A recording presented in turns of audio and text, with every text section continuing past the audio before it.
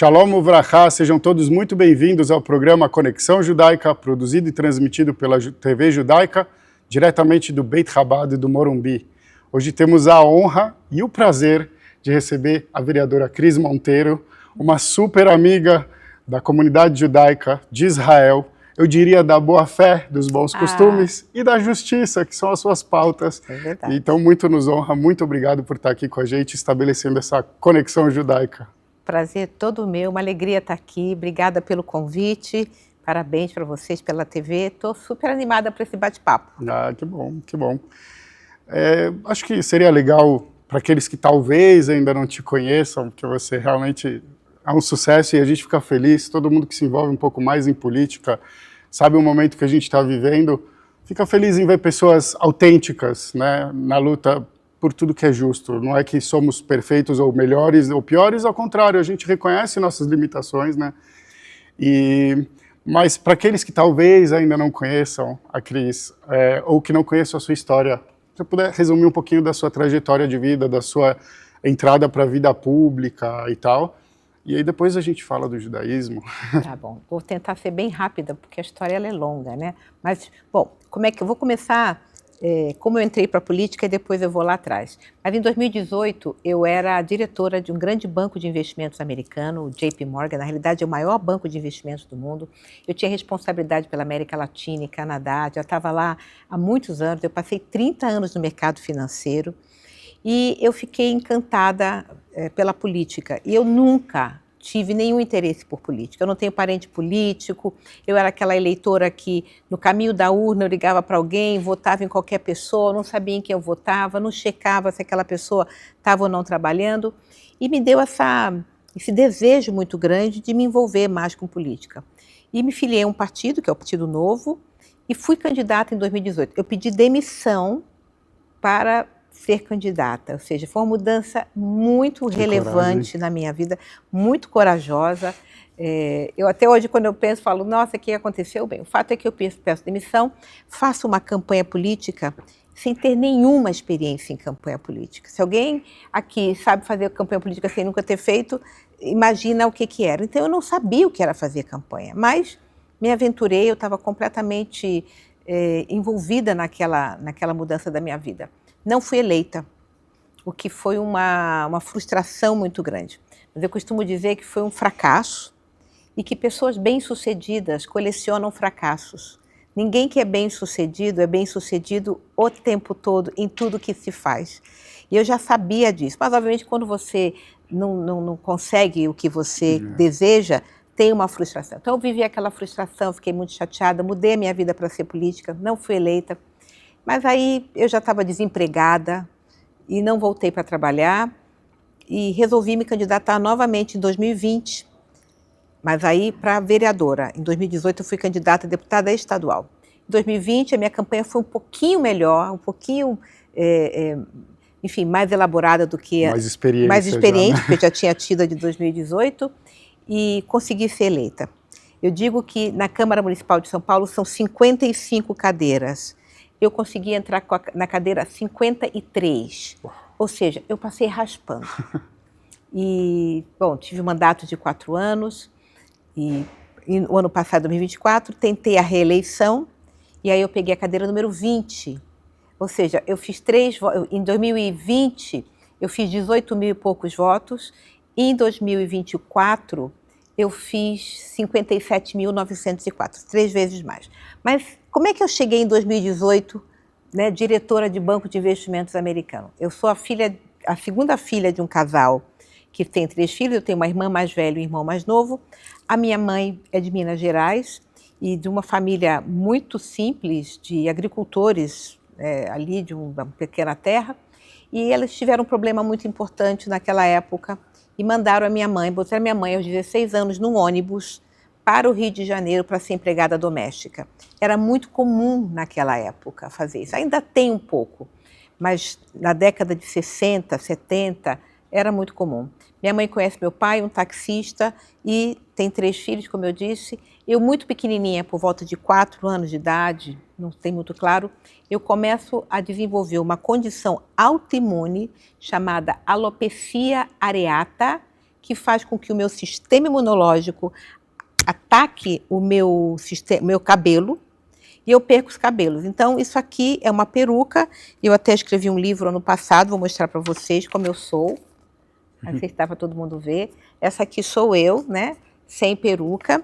Então, vocês imaginem numa família de baixa renda, morando numa periferia, sem recursos financeiros, sem recursos sociais. A vida foi bem complexa. Mas o meu pai e a minha mãe, eles tiveram um empenho muito grande na nossa educação. E eu não gostava de brincar nas ruas. Naquela época não tinha todas essas atrações que a gente tem hoje. Então as crianças brincavam nas ruas, mas eu não ia para as ruas, porque lá as crianças faziam bullying comigo. Então, com uma criança que fica dentro de casa, sem atrativo nenhum, sem televisão, sem iPhone, sem iPad, o que faz com essa criança? Livro. Deixa essa menina estudando. Eu ia para a escola, não que eu gostava muito, eu gostava de ir para a escola, mas não gostava das brincadeiras que faziam comigo. Mas eu ia para a escola de manhã, à tarde ficava estudando. Isso foi transformador na minha vida. Então, o que era para ser uma tragédia, e foi muito difícil o trajeto, se tornou da melhor coisa que aconteceu comigo. Dos meus irmãos, eu sou a única graduada, eu sou a única que tenho pós-graduação, eu viajei o mundo, eu tive acesso à cultura, à saúde, a tudo, né, que fez com que eu pudesse me desenvolver, a terapia. Então, minha vida foi muito transformada, até em função do meu trabalho. Então, esse é um resumão da minha vida. Aqui no livro eu conto alguns detalhes, né, tem uma série de coisas, porque a vida ela é feita desses momentos, né? E para mim, quando eu reflito sobre a minha trajetória, e como eu falei do fracasso, do sucesso, eu acho que é justamente esse entendimento de que não há ninguém perfeito, não há perfeito. Aliás, eu aprendi uma coisa muito legal com o judaísmo, que a gente veio ao mundo para deixar o mundo melhor, né? Então, acho que a minha entrada na política é esse desejo meu de fazer o mundo melhor. Que legal. E sua linda história de vida me remete diretamente a um conceito da fé judaica, onde a gente afirma Hakol Letová, tudo é para o bem. Difícil a gente enxergar isso sofrendo bullying, tendo uma condição na aparência que chama tanta atenção e em todas as outras circunstâncias e desafios, cada um, vamos dizer, com a sua porção. E por isso desenvolveram também uma segunda frase, muitas pessoas confundem porque elas são parecidas, que é Gamzu Letová. Para cada coisa objetiva, para cada objetivo, para cada desafio que aparece, falam, não, isso também é para o bem, isso também é para o bem. Por quê? Porque a Hakol Letová, porque tudo é para o bem. Mas quando a gente consegue realmente atingir essa percepção, eu não sei se em algum momento da vida, acho que o exemplo judaico, bíblico, vamos dizer que a gente tem mais forte disso, foi Abraão, que com todos os desafios e sofrimentos que passou na vida, conseguiu partir satisfeito, quer dizer, ele entendeu que era tudo para o bem, que tudo ajudou na construção da liderança que ele foi, e assim a gente vê com outros líderes bíblicos e não bíblicos também, o quanto a dificuldade, né, às vezes as pessoas idealizam tanto uma vida com todas as facilidades e esquecem que isso vai preparar, provavelmente, não é uma matemática exata, mas vai prepará-los menos para as dificuldades, porque sempre tem alguém para te ajudar, para resolver teus problemas, diferente, né? Então, muita admiração e identificação com essa questão, né? Falam tanto sobre, os judeus são bem-sucedidos e não sei o que e tal, o que não é uma verdade, nenhuma generalização, assim, costuma ser muito inteligente, mas interessante é pensar por que falam isso.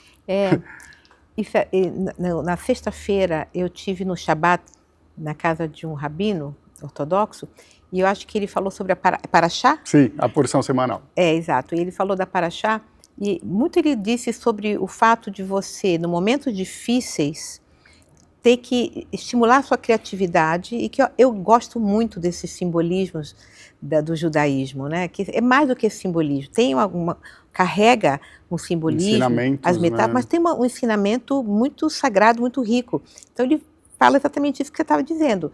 Quando você tem uma vida que é tudo conforto, você tem dificuldade de fazer uma criativa. Mas se você está numa dificuldade na vida que você precisa resolver, aquilo estimula com que você pense como eu vou resolver como eu saio disso, né? E uma coisa que eu já aprendi, primeiro, é que tudo passa, e segundo, é que todo mundo sofre, né? O sofrimento ele é democrático, ele vem para todo mundo. Então todo mundo vai perder alguém que ama, todo mundo vai querer uma promoção no trabalho que não virá necessariamente, vai querer adquirir alguma coisa que não tem. Quer dizer, a gente está sempre no desejo, né? Os desejos nem sempre são realizados. E o judaísmo nisso me ensina e me ajuda muito, porque eu também ainda estou aqui e estou vivendo as minhas dificuldades. Exato. E a gente tem uma relação com a nossa história, eu diria, e principalmente com as tragédias que compõem a nossa história, de um compromisso de superação justamente para evitar que isso aconteça de novo. Então, se a gente tem algum destaque, e de fato temos, aí também não estou querendo parecer arrogante nem nada, mas estatisticamente a gente não existe, e em termos de reconhecimentos mundiais, graças a Deus, o povo judeu ele é muito bem visto, mesmo com todo o preconceito e todo o discurso mentiroso de ódio e libelos de sangue. E penso que isso se dá exatamente por isso, pela necessidade de sobrevivência. Por que a gente alfabetiza nossos filhos? Porque é da nossa cultura e tal. Mas não é esse só o motivo, porque onde você chegava naquelas circunstâncias de perseguição, você está alfabetizado, você tem uma característica que te possibilite trabalhar, faz toda a diferença. Podia ser, em determinados momentos, vida ou morte, né? Sucesso ou insucesso. Sim, então, com certeza. sem dúvida nenhuma. Vocês são uma lição impressionante, admirável para o mundo inteiro. E para nós mesmos. Às vezes a gente é teimoso demais para aprender com um bom exemplo do nosso irmão, mas porque faz parte do ser humano também. Né? Às vezes a dificuldade, o conflito de sentimentos internos, isso é algo que a gente vem lendo nessas parashiot, nas porções, no primeiro dos livros da Torá, que é Bereshit, que vem desde a criação do mundo, e aí o dilúvio. Por que precisou fazer um dilúvio logo no começo da história? Porque, lamentavelmente, o ser humano se entregou totalmente à corrupção, a algo que é conveniente momentaneamente, mas prejudica todo mundo, inclusive aquele que se corrompe, que acha que está tirando vantagem. Só que ele se cega ao mesmo tempo. E a construção de um caráter humano que inspira, vamos dizer, nos nossos patriarcas e matriarcas, Abraão, Isaac e Jacó, Sara, Rivka, Rachel e Leá, e que, de repente, dá para a gente um norte de falar, olha, pessoas que viveram há quase 4.000 anos atrás e até hoje estão vivas porque nos inspiram como a gente deve buscar enfrentar principalmente nossos desafios e os desafios que a nossa realidade coloca, né? Abraão, ele já passou por desafios e ele ainda estava descobrindo a sua fé, né? Olha. Eu costumo dizer que eu acho que a gente já encontra traços de antissemitismo, até estrutural, na Torá. Para mim, principalmente na história de José, quando ele se torna vice-rei, né, vizir do Egito, governante do Egito, apenas abaixo do faraó, e ele quer se reunir com os irmãos, que ainda não sabem que ele é de fato o irmão deles, eles acham que ele é uma autoridade egípcia, e a Torá faz questão de dizer que para os egípcios era abominável sentar-se à mesa com hebreus. E interessante até aqui com uma autoridade, porque para mim esse assunto remete muito a poder. Por que para os egípcios seria problema? A gente era réis pastores de ovelhas, éramos uma família também, o que a gente era tão conhecido, hebreus e tal. Abominável. Abominável quer dizer manter a distância dessa galera porque eles são perigosos. E a pergunta é perigoso para quem? Então muitas vezes a fé e a política, né, falam tanto da divisão de política e fé, igreja e Estado. Eu entendo as questões que são positivas historicamente e até foram necessárias para a evolução da sociedade, mas eu não consigo dissociar o estudo bíblico, inclusive da consciência política e do dia a dia. Como que é para você, estando lá no meio mesmo? Não, e eu acho que, dependendo da sua fé, eu acho que as religiões, elas trazem esses parâmetros, vamos dizer assim, elas te ajudam muito politicamente, né?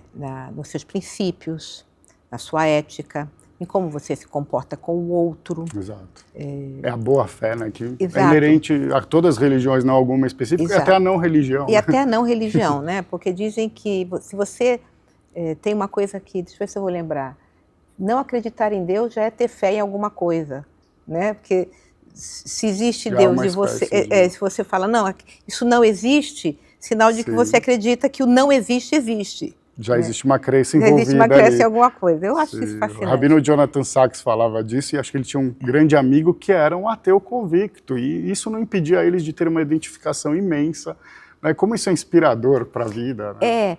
E aí eu gosto muito de falar, por exemplo, tem algumas, na tábua dos 10 mandamentos de Moisés, não matarás, honrarás pai e mãe, não cobiçarás a mulher do próximo, tem lá os 10, né? E a gente também aprende, porque eu sou católica de formação, embora não seja praticante, mas a minha família, né, fiz até o que a gente chama de comunhão e tal. E eu, outro dia, um tempo atrás, eu estava conversando com uma pessoa que ela dizia o seguinte, que você não deve matar alguém porque Deus vai te punir. Você não deve matar alguém ou não honrar seu pai e a sua mãe porque Deus vai te punir. Porque isso é o certo a fazer. Né? O certo a fazer é você honrar o seu pai e sua mãe.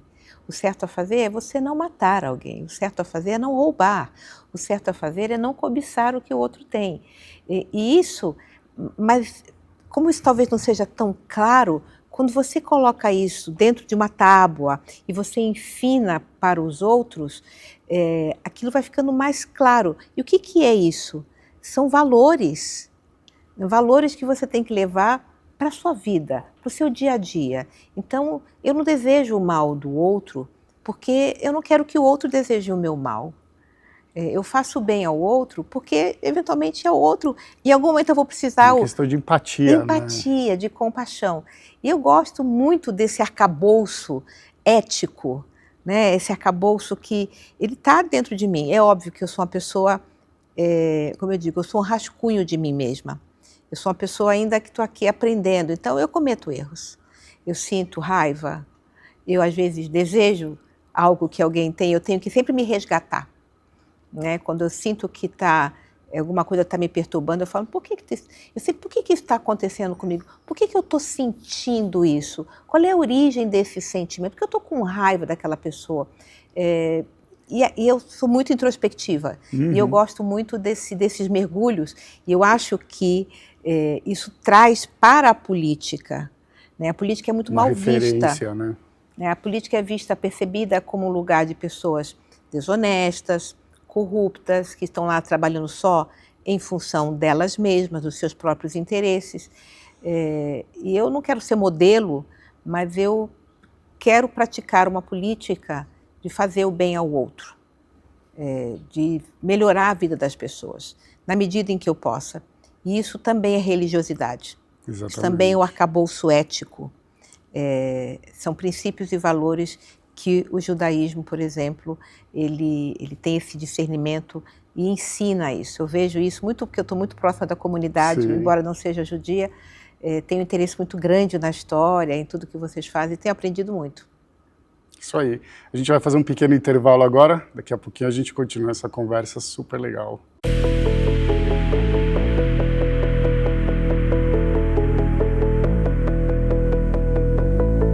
Para não ficar de fora e poder assistir 24 horas por dia a TV Judaica, baixe agora mesmo o aplicativo em seu celular, disponível na App Store e Google Play. E assista também em sua Smart TV, direto da loja de aplicativos do seu aparelho, totalmente gratuito. TV Judaica, a primeira televisão judaica brasileira.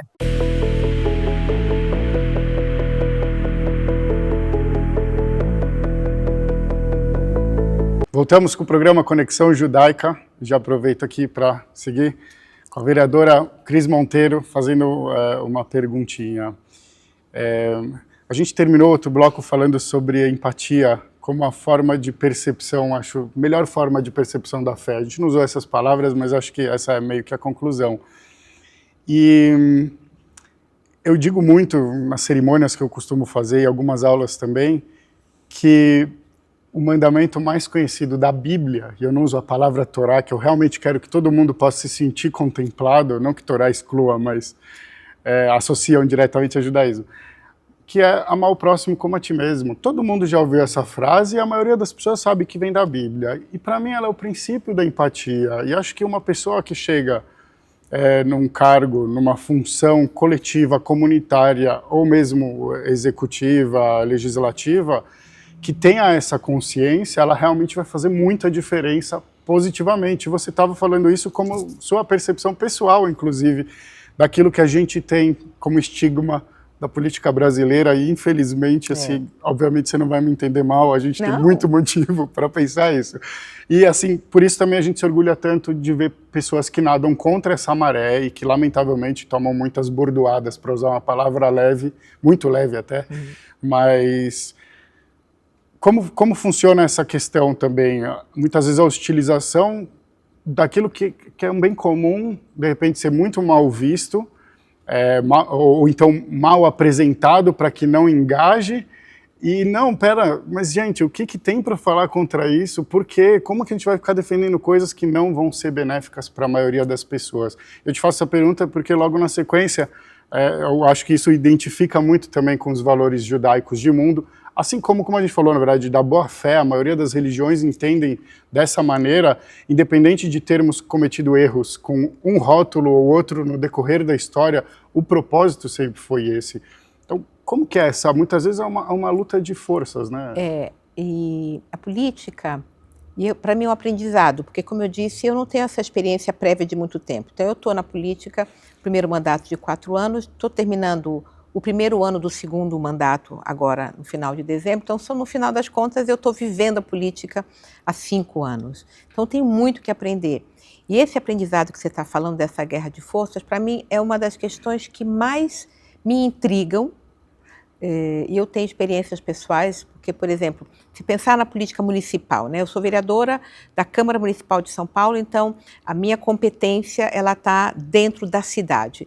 E eu tenho pessoas que eu tenho feito projetos na periferia de São Paulo. Os meus votos, por características de eu ter feito parte do mercado financeiro, são muito na região central. Então, eu sou a mais votada em Pinheiros, nos Jardins, Indianópolis, Perdizes, tenho muitos votos no Morumbi, no Butantã, Higienópolis, Santa Cecília. Então, a periferia, ela acaba não chegando a mim. Mas eu tenho lá vários projetos na periferia, através da pessoa que está. E toda vez que eu vou tentar fazer alguma coisa ali, existe uma certa resistência, como se eu não pudesse fazer como trabalhos, não representasse, né? Então, como os meus votos estão numa região da cidade, ali não me pertence, ou seja, eu não posso fazer ali. Existe uma prerrogativa de alguns políticos que podem fazer ali. Isso, para mim, é intrigante. Eu sofro um pouco de... Territorialismo, né? Isso, né? O território é meu. E é complexo você entender isso. E, além de complexo, como eu digo, eu preciso me resgatar e pensar, bom, meus votos estão aqui nessa região central da cidade, né? Se eu vejo que tem algum político entrando na minha região da cidade, como que eu vou me sentir? Porque eu gosto muito de me pensar a mim como ser humano e como político. E acontece isso, eu não faço nada. A pessoa quer fazer um bem aqui, e tem um pouco, né? Alguém tem um problema aqui no bairro e vai procurar um vereador que não sou eu. Ótimo, resolveu o problema do bairro.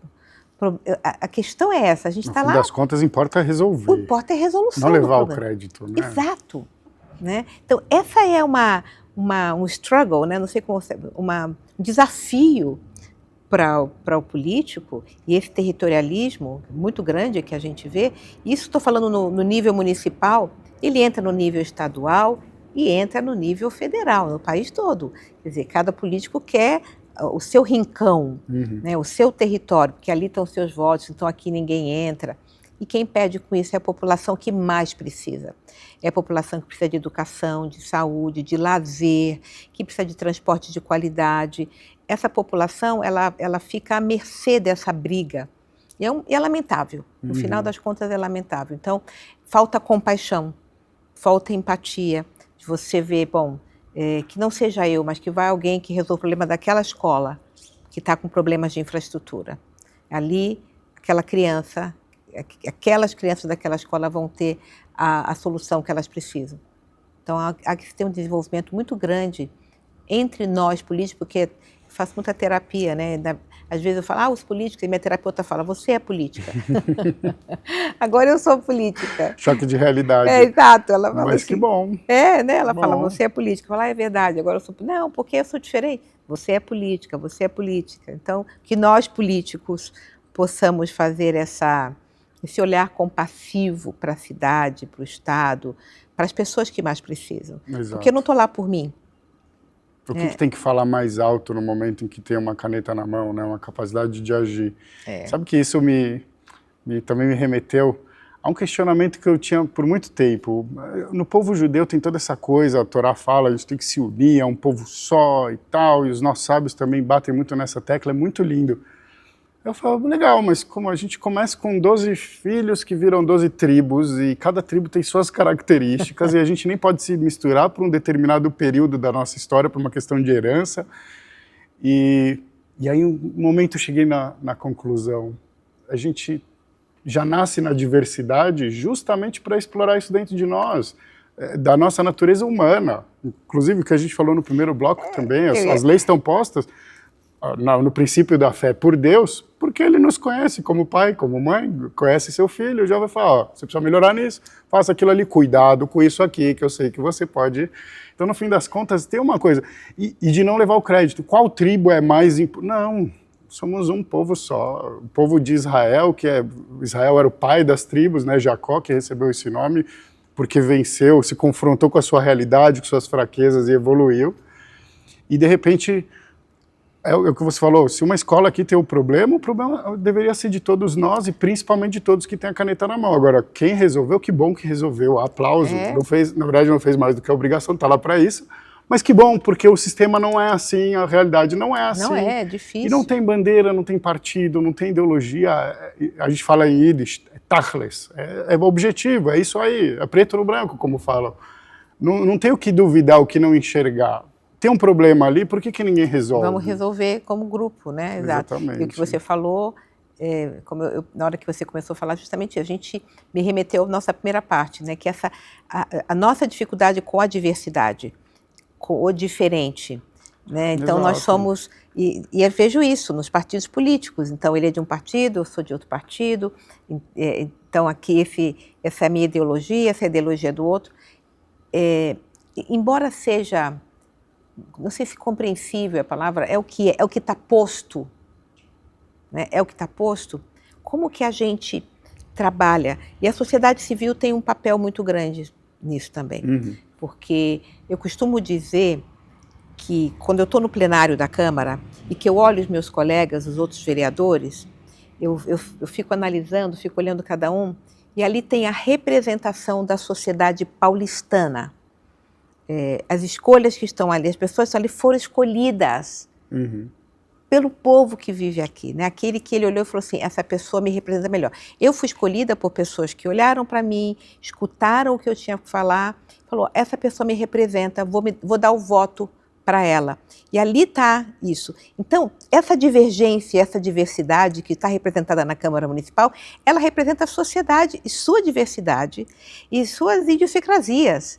Essas diferenças, então está tudo refletido ali, e ali é um caldeirão de conflitos, exatamente como é na sociedade, e o nosso papel é a resolução desses conflitos, porque na resolução desses conflitos a gente pode levar isso para a sociedade, e a sociedade devolve para o parlamento, né, as pessoas que são capazes de resolução de conflito. E é complexo, estou falando, parece que... Não, imagino que acontece também de às vezes você criar uma sintonia com um colega que é de outro partido e ver que dá para articular e de repente o seu partido ou o outro não acham legal ali, para que vocês estão, tem que votar de acordo ou não. Me parece que o Novo é um partido que não obriga, ou não dirige voto de... Mas tem partidos que tem isso e de repente você acaba ficando amarrado em vez de fazer o melhor. Mas agora acho que preciso entrar na pergunta que os nossos telespectadores têm mais curiosidade, daqueles que ainda não te conhecem, que eu acho que são poucos, sobre como a Cris Monteiro se encontrou com o nosso povo, com a nossa causa. Eu sei que todas as causas, na verdade, são uma só, mas tem uma chegada, tem pessoas muito boas que ainda não chegaram, não tomaram consciência, tem causas, às vezes, muito boas que a gente também ainda não defende, porque ainda não ouviu falar, né? Mas como foi essa... Olha, eu sempre tive amigos judeus no mercado financeiro, eu nasci no Rio de Janeiro, embora eu viva em São Paulo há 34 anos, eu escolhi estar aqui, eu escolhi São Paulo, eu poderia ter ficado lá. São Paulo é a cidade que eu escolhi viver, e aqui estou já, não tem a menor chance de eu voltar, enfim. A minha melhor amiga no Rio de Janeiro é uma moça judia, a Andrea Oberman, que era Andrea Zimelevich, casou-se, virou Oberman. E aqui também tenho muitos amigos, sempre tive amigos. Eu tive o chefe judeu, Ricardo Stern, a Amy Chaio, o José Rozochansky, enfim, uma infinidade. Quando eu fui eleita, teve uma pessoa da comunidade judaica que me ajudou muito, que foi o professor Roque, o Reni Ozzy Cuquier. Na época ele era deputado estadual e o chefe de gabinete dele, o Gerson Pires, que também está muito próximo à comunidade, ele inclusive tem um apelido na comunidade, que é o Gershon Pérez, né? Deram o nome judaico para o Gerson, meu chefe de gabinete. E ele era o chefe de gabinete do Reni e me ajudaram muito. Esses dois foram... não tem como descrever a ajuda que eles me deram durante a primeira campanha, a campanha em que eu fui eleita, em 2020. Então já está aí, olha, um judeu ajudando uma não judia, a troco de quê? Não me pediram nada, não teve nenhuma troca, eles disseram, a gente gostou de você, vamos te ajudar. Exato. E eu fui tendo uma aproximação com a comunidade, mas assim, né, tem o Sandro Kushner, que também veio para trabalhar comigo, mas 7 de outubro foi um marco. O 7 de outubro me atravessou de um jeito. E eu me lembro, como obviamente todo mundo que nos assiste, as pessoas sabem onde estavam, o que estavam fazendo. Era sábado, eu estava na minha casa, ia começar a chegar aquelas notícias, mas eu não entendia muito bem ainda o que exatamente tinha acontecido. Como é que era, como é que foi, quantas pessoas atingidas. O fato é que domingo a gente já tinha mais clareza do que tinha acontecido e eu comecei a pensar nos meus amigos judeus. E todos aqueles que eu lembrei, porque não são poucos, eu comecei a mandar mensagens para eles, falando, você tem família em Israel? Sabia que o Ricardo, por exemplo, tinha irmã em Israel. Ricardo, você tem mais mãe em Israel? Olha, até o meu corpo fala. E eu falei, como tá? Mando para um, mando para outro, para o Daniel Minervo. Comecei a mandar preocupada com eles. Passado alguns dias, eu comecei a notar, enfim, ter clareza. E como mulher, eu fiquei muito impactada pelo fato de tantas mulheres terem sido sexualmente abusadas durante o ataque e as feministas não terem se levantado. Isso, para mim, foi... Eu não tenho nem palavra para descrever. E usando a minha voz política, eu subi na tribuna da Câmara Municipal e eu cobrei essas mulheres feministas num discurso muito contundente, dizendo que o feminismo que está presente é um feminismo parcial e que não incluía as mulheres judias. E que isso, para mim, não era feminismo. Porque se uma mulher judia é violentada sexualmente, todas nós somos violentadas. E eu cobrei isso. E eu estava muito inflamada, porque aquilo estava me tocando o meu coração de forma muito pesada. Aquele vídeo circulou entre várias pessoas, entre mulheres da comunidade, e elas começaram a me procurar.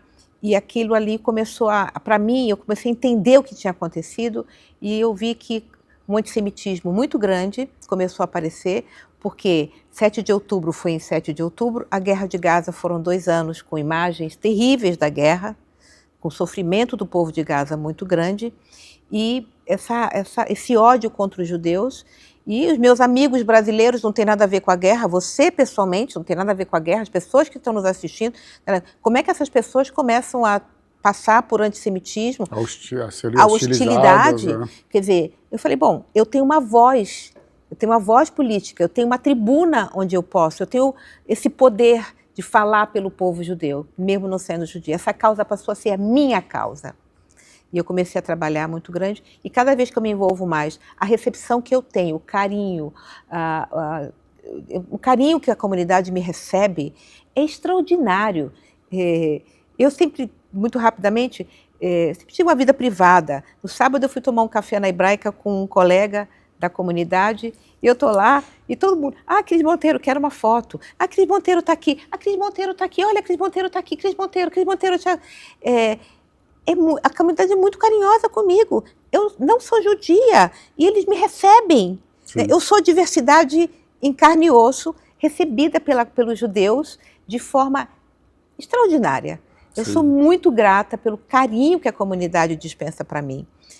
Grata como, assim, inúmeras vezes gratas. E eu quero reforçar que a comunidade tem aqui uma voz. O que vocês precisarem, vocês podem contar comigo. Eu tenho muitas ações, não sei se você quer comentar, mas eu tenho muitas ações. Sim, a gente mostra daqui a pouco. Depois a gente fala. Tá certo, a gente vai para mais um pequeno intervalo. Continuem conosco.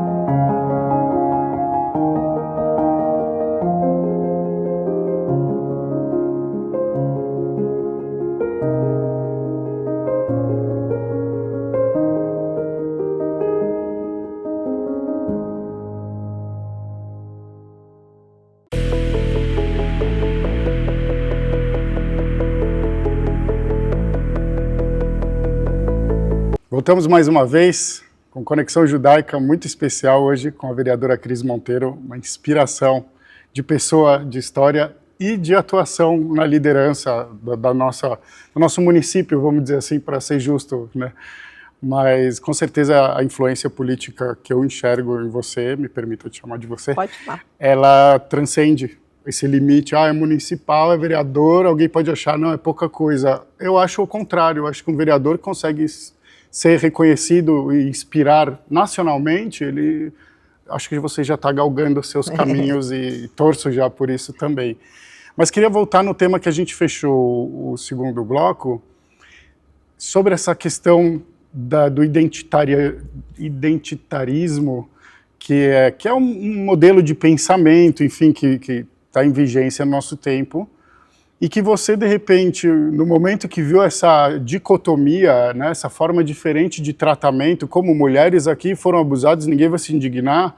Se eu sou feminista, e particularmente eu acho que todos temos que ser todos os istas positivos, vamos dizer assim, a gente sim tem que olhar por qualquer injustiça, qualquer desproporcionalidade, perseguição à mulher por ela ser mulher, ou por qualquer fragilidade, ou por qualquer questão que seja, e em qualquer contexto, ao homem também, ao trans também, ao qualquer. A gente não tem, independente se dentro do nosso coração esse é o ideal de vida ou não que a gente carrega. Não importa. Viver em sociedade, né? Afinal de contas, como a gente já falou também antes.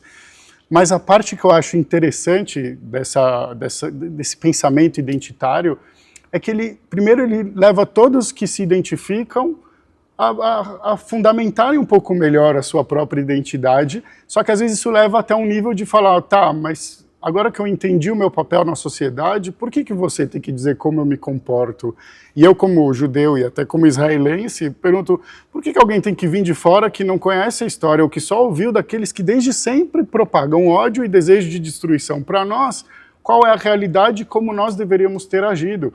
Porque falam, não, e tudo politiza, não, porque esse Bibi, não sei o quê, e o líder, eu nem sou mais amante dele, apesar de apoiar, porque não vejo muita alternativa em Israel, mas eu pergunto, qualquer que fosse o nosso líder, se ele no dia 8 de outubro, um dia depois do massacre, ele falasse, Israel está quebrado, o que vocês querem, devolvam nossos jovens, o que teria acontecido?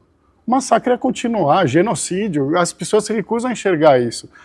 E eu queria trazer justamente para essa questão identitária. Querem dizer para a gente, não, como Israel tem que se defender ou não. Não, pensa na sua casa. Se alguém está invadindo a sua casa, se ninguém faz nada, se todo mundo demonstra indiferença para você não vai se defender, vai aceitar. Então, eu lembro na época da pandemia, me perdoe aqui eu me estender, não, mas criticaram muito a doutora Anise, queridíssima, beijo e bênçãos de Deus para ela, por ela ter usado uma expressão que muitos historiadores judeus usaram, que nós fomos conduzidos como gado para a matança no Holocausto, e que de alguma maneira o autoritarismo faz isso, fala, não, mas não pode comparar, a gente tem que aprender. Então alguém vir e querer dizer para mim, como judeu, como israelense, a você como mulher, ou a qualquer pessoa com a sua característica, para mim isso é o maior racismo estrutural que pode existir, que se você não concorda comigo, então você não pode participar do clubinho, e muitas vezes, por exemplo, na questão racial, é alguém que nem faz parte que está ditando essas regras, é uma hipocrisia tão clara. E eu sinto de você que o teu coração gritou ali e falou, não, eu preciso falar isso, preciso expor isso, não por interesse político, ainda que reverta num ganho justo, na minha opinião, sim, mas porque era a sua essência. Porque se a gente parar para pensar, particularmente nessa questão identitária, se a gente pensar no feminismo, que é o ponto em questão, um pouco antes, eu acho que 1 ano, 2 anos antes, teve um movimento mundial do Me Too, né? Se uma mulher está sendo assediada sexualmente, eu também estou. Se uma mulher está sendo vilipendiada, eu também estou. Se Me Too, eu também. Foi um movimento mundial. Esse movimento excluiu as mulheres judias. Ou seja, as mulheres judias foram violentadas sexualmente ali no sul de Israel, né? Enfim, terríveis as coisas que aconteceram, seus corpos foram mutilados, foram arrastados, enfim, não dá nem para a gente descrever o que aconteceu ali.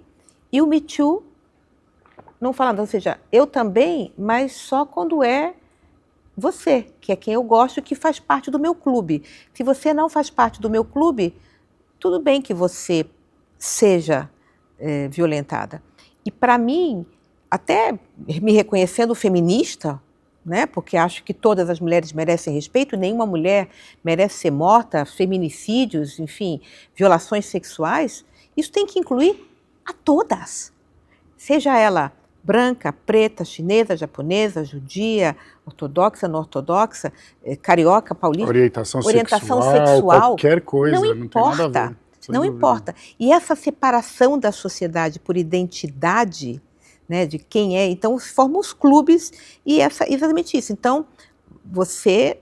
É que a gente sabe que é luta de classe, no fim das contas, que querem fomentar pra gente se matar, porque eu sou palmeirense, você é Corinthians, eu sou São Paulo e ele é Santos. É isso e não mesmo. É futebol? O que as pessoas vão se matar por causa disso? E no fim das contas também, direitos humanos não são para todos? Exatamente, os direitos humanos, eles são para todos. Não dá para a gente fazer essa exclusão. Então, o que a gente está vendo na sociedade hoje é para alguns, né? Então, se você até quer fazer uma discussão e trazer pontos polêmicos para a discussão de direitos humanos, não.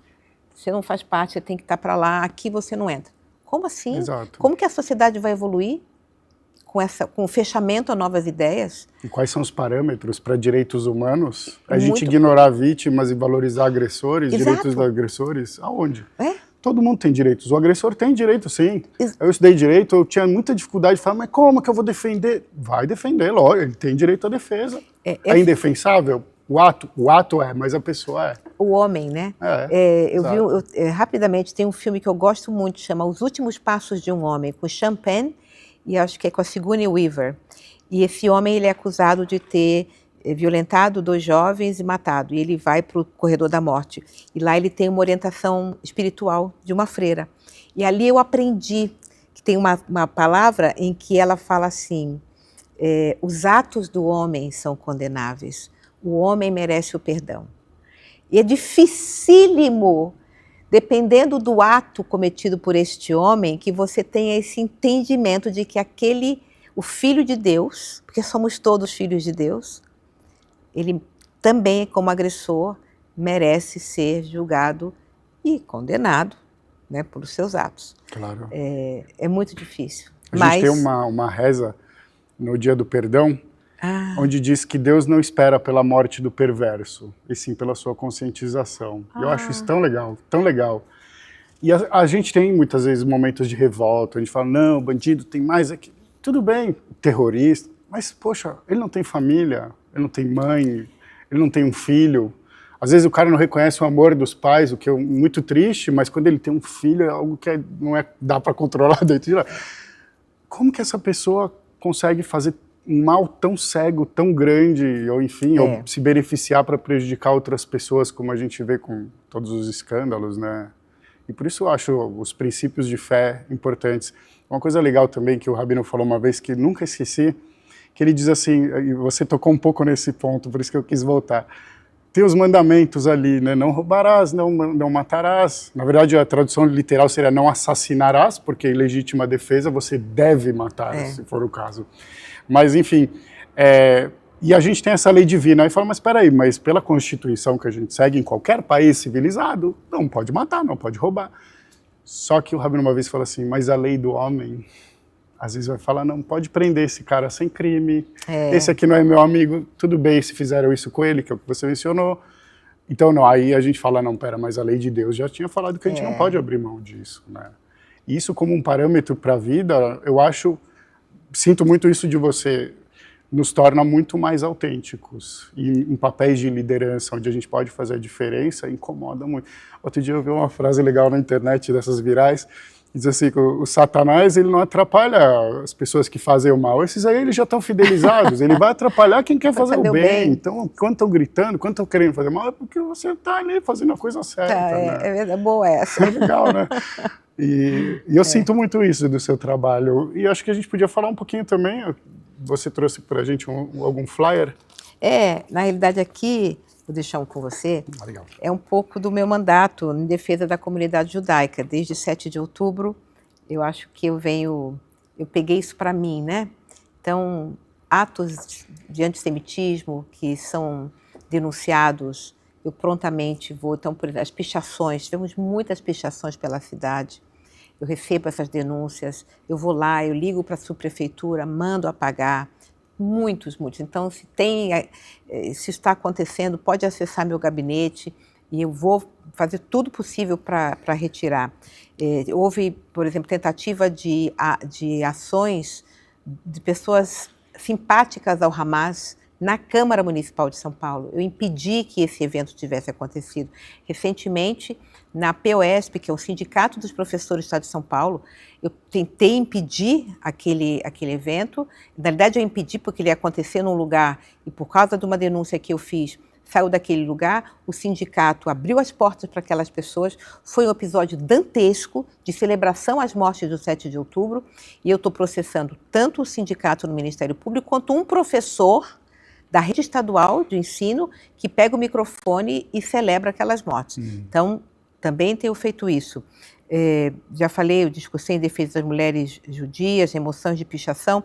Eu criei uma lei que o prefeito Ricardo Nunes sancionou, em homenagem, na realidade, em homenagem às vítimas de 7 de outubro, e o nome da lei é Kfir Bibas. E Kfir Bibas é aquele bebezinho ruivo que saiu dos braços da sua mãe com 4 meses e foi levado como refém e, infelizmente, retornou só o seu corpo. Eu tenho um projeto que proíbe o negacionismo no ensino do Holocausto nas escolas municipais. Tem o Dia Municipal de Combate ao Antissemitismo. Tem um projeto que dobra o valor das multas para pichações de cunho antissemitas. E eu já destinei 4,5 milhões de reais para organizações sociais da comunidade. Isso, para mim, é uma coisa incrível. Por exemplo, a Unibis atende, não sei se os números são assim, mas mais de 20 mil famílias, 25 mil, 26 mil famílias. E dessas, somente, entre aspas, 6 mil famílias da comunidade judaica. Ou seja, é a comunidade maior sendo ajudada por uma comunidade, por uma organização social da comunidade judaica. Eu tenho descoberto coisas dessas organizações sociais da comunidade judaica que são absolutamente emocionantes. Não estão lá só para a comunidade judaica. Fazem um trabalho exemplar para o que vocês chamam de comunidade maior, ou seja, que são os não-judeus. Que é a sociedade que a gente vive, né? Que é aquilo que a gente falou no começo, né? A gente veio aqui para deixar o mundo melhor. Então, vocês vieram aqui para deixar o mundo melhor. E tenho muito orgulho de ser amiga da comunidade, orgulho mesmo. Tem gente que fala que eu fui judia em outra encarnação. Não sei se é isso. Eu acho que eu estou fazendo o que eu acredito que é certo fazer, que é justo fazer. Exato. Que é dar minha voz para vocês. Interessante você falar da Unibis. Me lembrei aqui, quando eu estava na primeira série, eu estudei no Renascença, e a gente vivia uma situação um pouco delicada, e eu fazia como se fosse after school, na época chamava reforço, na Unibis, e no Bom Retiro. E interessante, nunca parei para pensar nisso, mas acho que éramos em 3 judeus, de, sei lá, 30, 40 crianças que estavam ali. Ai. Nunca parei para pensar nesse detalhe. E a Unibis realmente, junto com o TENIAD, as nossas instituições sociais, assim, elas fazem um trabalho... Lar das Crianças. Muito inspirador, o Lar das Crianças também, sem dúvida. Haverim. O Haverim, Projeto Felicidade, o Lar o Largo da Meira, a residencial hoje chama Residencial Einstein, o próprio Einstein, que tem planos de saúde sociais. Realmente é um trabalho muito legal, e também porque a gente entende que o caminho do mundo precede até mesmo o cumprimento dos mandamentos. Se eu quero estudar a Torá e poder assimilar ela, eu preciso ter valores do mundo, valores éticos, valores morais, para então poder fazer o bom uso. Até uma pergunta tradicional, aproveito para estender um pouquinho, que é sobre por que a Torá foi dada para o mundo, por que Deus resolveu dar a Bíblia. E os nossos sábios dizem que ela é um instrumento de paz, e a partir daí a gente sabe se está fazendo um bom uso dela ou não. Então, se eu estudo a Bíblia para eu ser mais conhecedor que os outros e querer ser melhor que o outro, tá errado, amigão. Você não... Não entendeu. Não entendeu. Você pode saber tudo de cor, pode se vestir dos pés à cabeça, mas a essência é o principal. Enquanto que se a gente tem a consciência que o que você falou, resolveu o problema ali, não importa se fui eu, a gente está aqui para trabalhar no mundo. E como judeus também, a gente não é melhor que os outros, a gente recebeu aqui a instrução e a gente está estudando ela. E todas as nossas tragédias, lamentavelmente, foram porque faltou também empenho da nossa parte, não assumindo a culpa, mas na nossa relação com Deus, Ele ter permitido isso acontecer. Por que a gente põe o nosso filho de castigo? Por que em determinados momentos ele vai chorar, ele vai sentir amargamente, ele não vai entender. Tem que ser o reforço negativo. Mas enfim, queria dizer aqui, ó, eleita a melhor vereadora do Brasil. Tenho certeza que todo mundo que está assistindo concorda. E queria reafirmar mais uma vez a honra de te receber aqui. Te agradecer do fundo do coração por tudo que você faz, não apenas pelo nosso povo, por Israel, porque na verdade sabemos muito bem que não é pelo nosso povo, é pela verdade, é pela isonomia entre as pessoas, não é? E assim também a gente se coloca como parceiros para todas as iniciativas que combatam aquilo que também nos afeta e aquilo que não nos afeta, mas que não queremos dentro da nossa sociedade. Então, muito obrigado. Que a Shem te abençoe sempre. Amém. E continue iluminando muito teus caminhos. Muito obrigada. Foi um prazer enorme conversar com você. Obrigado. Continuem conosco sempre. Cada vez a gente busca fazer um programa melhor que o outro, com grandes convidados, pessoas que inspiram realmente o melhor dentro de nós. E esse é o propósito da TV Judaica, não apenas do programa e do povo de Israel. Shalom para o mundo, que venham dias melhores.